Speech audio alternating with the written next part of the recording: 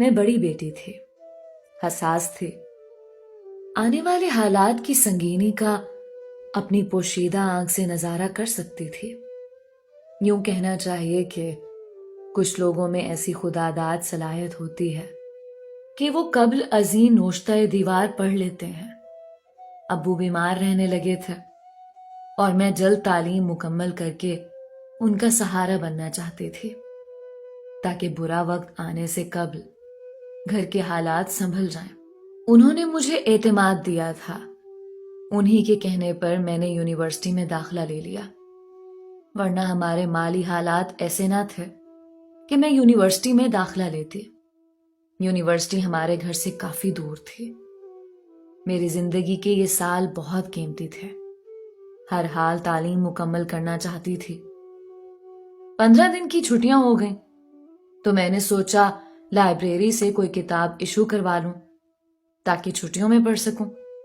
Library से लौटी तो अक्सर बसें जा चुकी थीं। बादल बने हुए थे। थोड़ी देर में बरसात होने लगी। मैं काफी देर से बस स्टॉप पर खड़ी थी। बारिश तेज होती जाती थी। मेरा गाउन भीग गया था।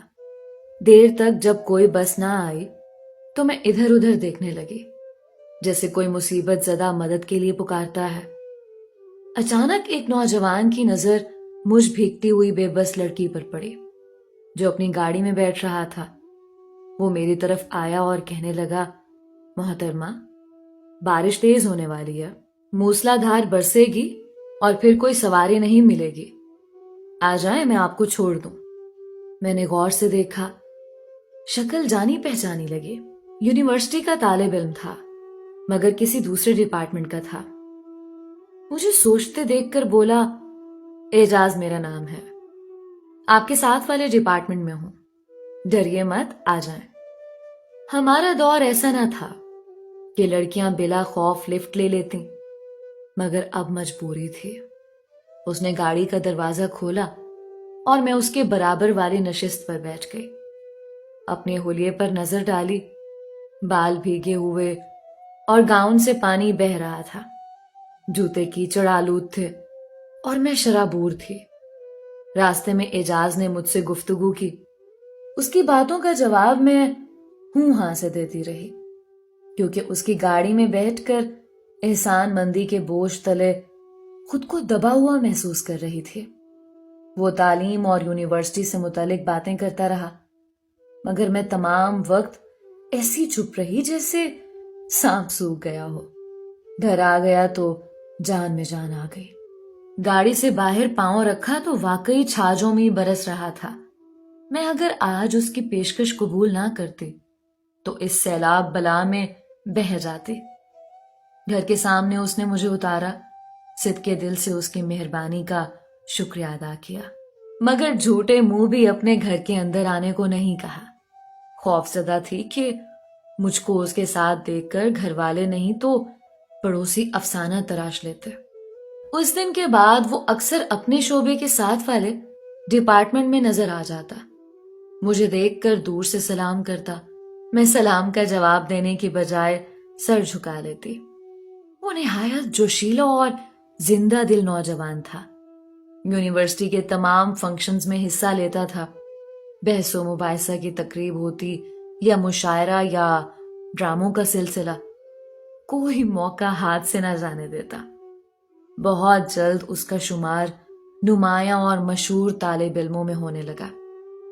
अब वो एक तरह से इस इल्मी दरसगाह का सरमाया था, जहां हम तालीम पा रहे थे। सभी उससे बात करने में फख्र महसूस करते थे। एक दिन मुझको बस स्टॉप पर खड़े देखा तो मेरी तरफ आ गया। कहने लगा, उस दिन तो बारिश की मजबूरी के बायस मेरी पेशकश कबूल कर ली थी। आज धूप तेज है, इतनी धूप में चलोगी तो रंग स्याह हो जाएगा। आज धूप की वजह से मेरी पेशकश कबूल कर लो। ये कहकर उसने अपनी गाड़ी का दरवाजा मेरे लिए खोल दिया।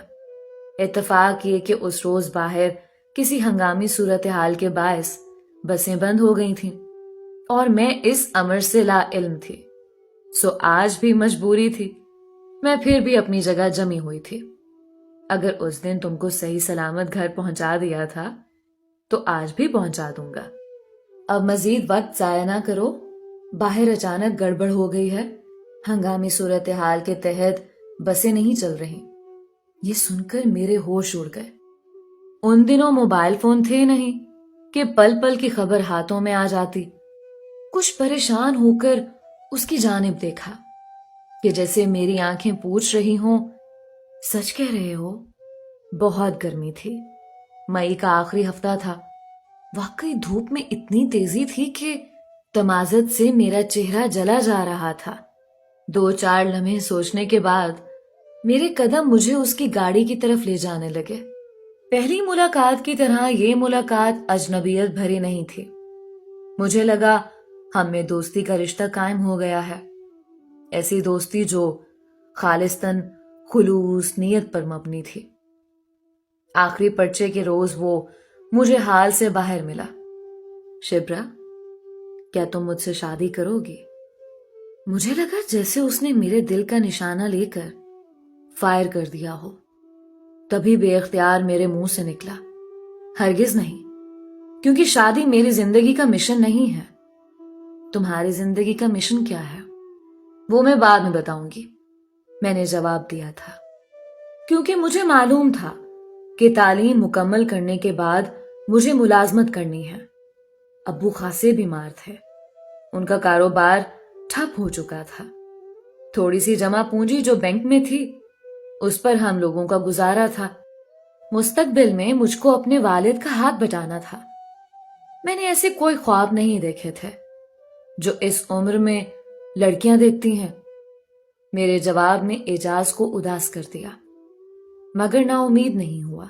اس نے سوچا ابھی 1 سال باقی ہے، دونوں تعلیم مکمل کر لیں گے، تب وہ دوبارہ مجھ سے یہ سوال کرے گا۔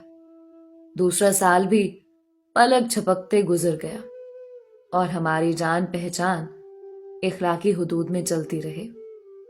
ہمارا جہاں آمنا سامنا ہو جاتا، رک کر ایک دوسرے کی خیریت دریافت کر لیتے، چند باتیں کر لیتے۔ ہماری جان پہچان اسی حد تک قائم تھی۔ انہی دنوں بہن نے گریجویشن کر لیا تو والد صاحب نے ایک اچھا رشتہ دیکھ کر اس کی منگنی کر دی۔ وہ اپنی زندگی میں ایک بیٹی کے فرض سے سبکدوش ہونا چاہتے تھے۔ میرا بھائی ابھی 10ویں میں تھا، اپنے پاؤں پر کھڑا ہونے میں اسے کافی وقت درکار تھا، اور ہم کل 3 بہنیں تھیں۔ لیکن قدرت نے کچھ اور کر دیا۔ والد صاحب جان کی بازی ہار گئے اور فرائض جو انہوں نے ادا کرنے تھے وہ دھرے رہ گئے۔ سالانہ امتحان سر پر تھا اور ابو کی وفات نے کمر توڑ دی تھی۔ ان دنوں میری حالت بری تھی، غم اور فکر نے مجھے خوفزدہ کر دیا تھا۔ اعتماد اتنا کمزور ہو گیا کہ کسی سے بات کرتے ہوئے بھی گھبرانے لگی تھی۔ اعجاز نے میری کیفیت کو بھانپ لیا۔ وہ روز مجھے دلاسا دینے لگا۔ اس کی باتوں میں جادو تھا کہ میں مایوسی اور نا امیدی کے اندھیرے سے نکل آئی، اپنے بکھرے ہوئے حالات کو سمیٹا اور پڑھائی پر توجہ دی۔ یوں ماسٹر کر لیا۔ جس روز آخری پرچہ تھا، اعجاز مجھے دوبارہ ملا۔ اس نے وہی سوال دہرایا، اب تو تم نے امتحان دے دیا ہے، مجھ سے شادی کے بارے میں کیا ارادہ ہے؟